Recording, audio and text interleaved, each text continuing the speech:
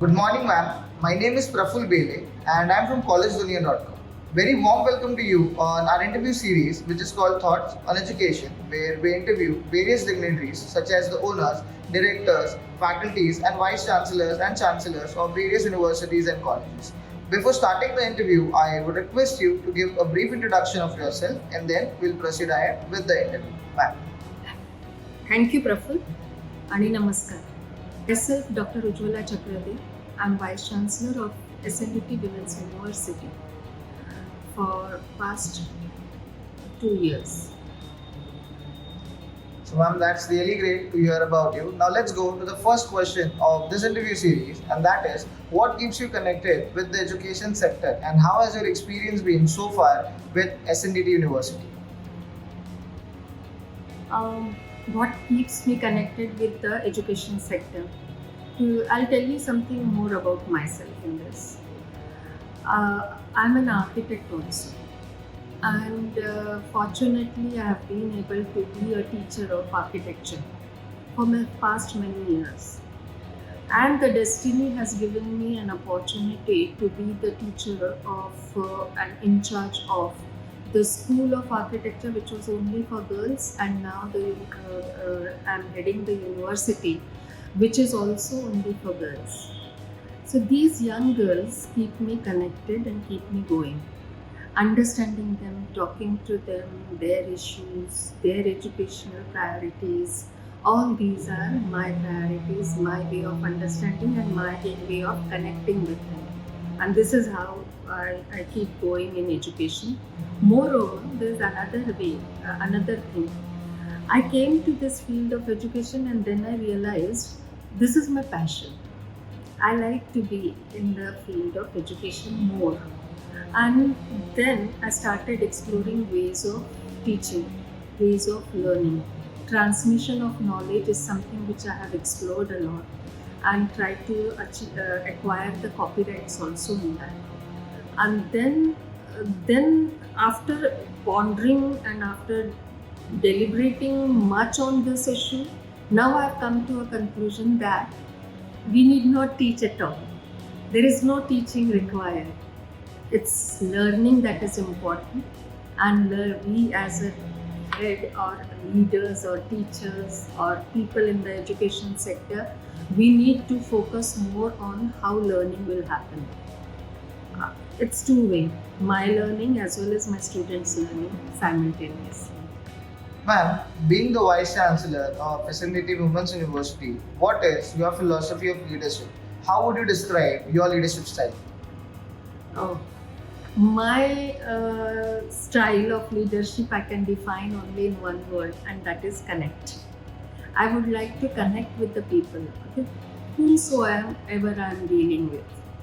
May it be my students, my teachers, my HODs, principals, my support staff, or whosoever.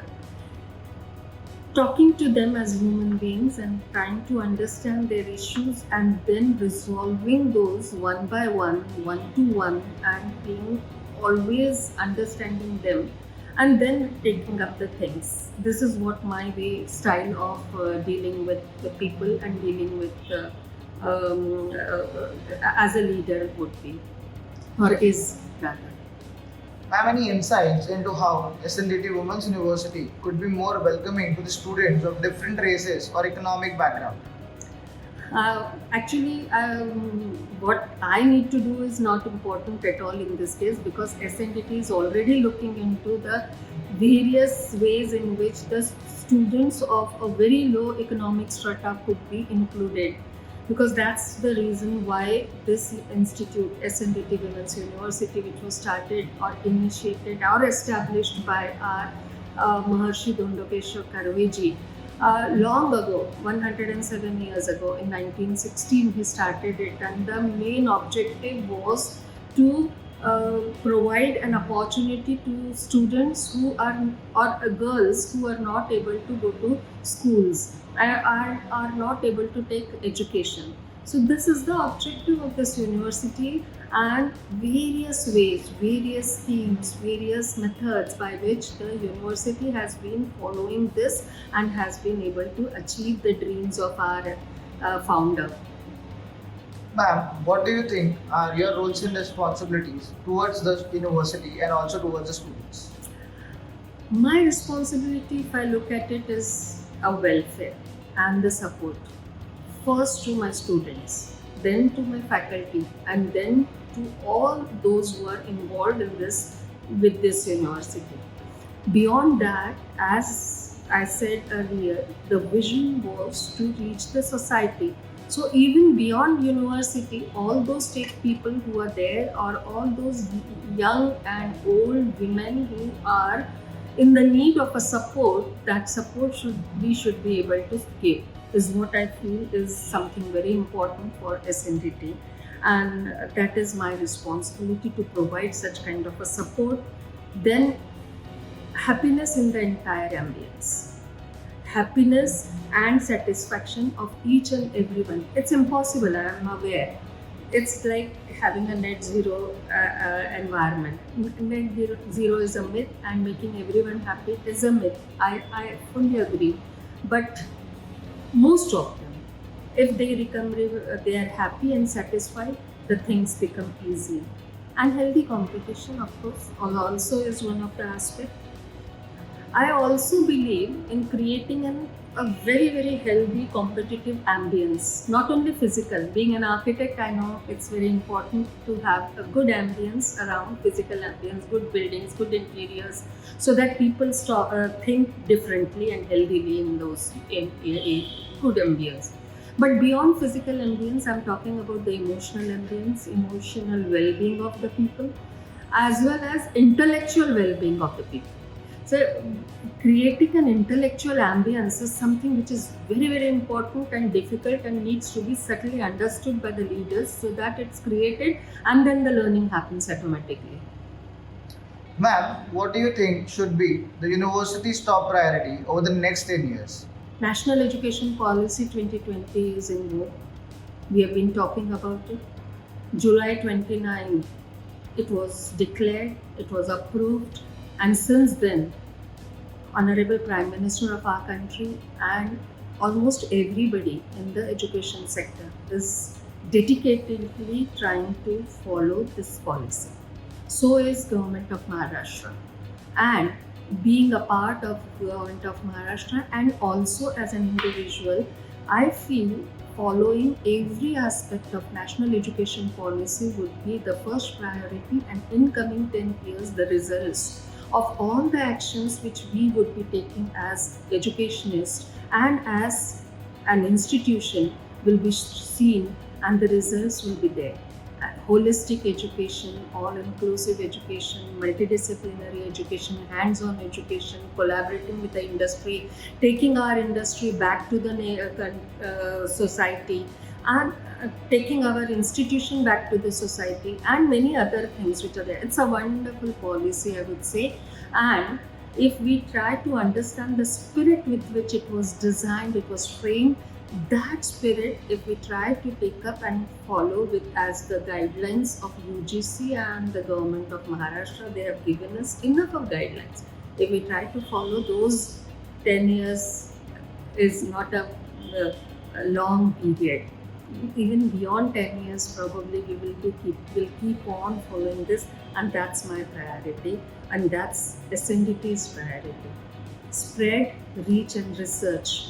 These are the three components within NEP where SNDT would focus more for incoming years.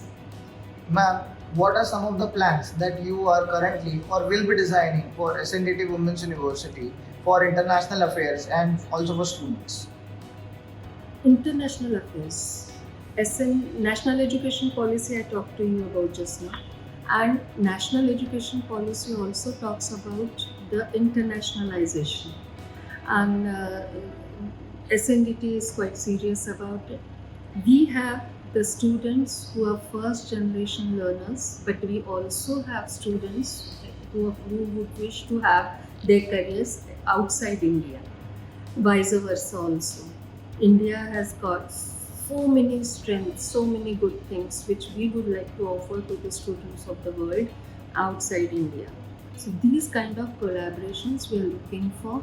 We have already have had many MOUs in past few years, and the students admissions, international admissions, then reaching them, having our centers in those institutions, having the collaboration in the form of exchange of students, exchange of teachers, and one more aspect of internationalization given in national education policy is having a dual degree, twinning, and then collaborating for those degrees. And we have already started our discussions with many of the universities of which are outside India, and the fruits will be seen in coming years.